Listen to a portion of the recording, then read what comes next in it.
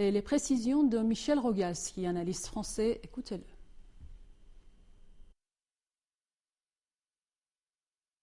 Un sondage, c'est un sondage, c'est un fait politique, en ce sens que les sondés ont répondu à des questions et le verdict est hélas dramatique pour le président.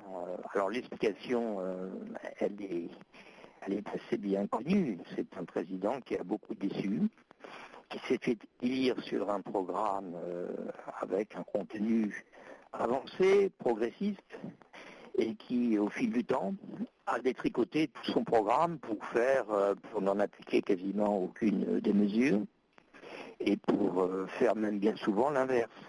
Alors l'espérance qui avait été placée dans ce président, évidemment, est retombée, et on a aujourd'hui la conséquence de cette politique qui ne passe plus dans l'opinion publique, qui ne voit même pas un infléchissement possible, dans la mesure où l'évolution de l'exécutif n'a fait que conforter cette ligne. Et donc, on a même maintenant des fissures qui se produisent dans ceux qui étaient les premiers à soutenir le président, à savoir le Parti socialiste, qui normalement doit être uni derrière son chef, si je puis dire. On a maintenant une fronde qui vient des députés, on a des déclarations contradictoires qui viennent de différents ténors du Parti socialiste. Tout ça donne l'impression qu'effectivement, il y a une incompréhension totale qui est montée et qui va largement, qui n'est plus simplement au-delà des rangs du Parti socialiste, mais qui gagne la majorité elle-même. C'est évidemment très beau signe et ça explique pourquoi les sondages sont si bas en faveur de M. Hollande.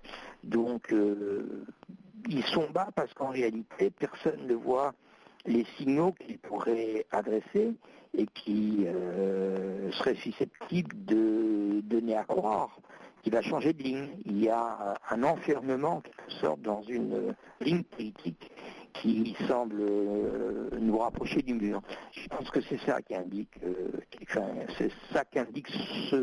ce sondage et ces résultats.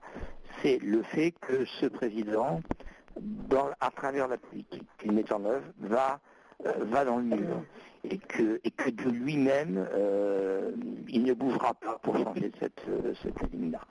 Et ça, ça génère un très fort mécontentement dans le pays.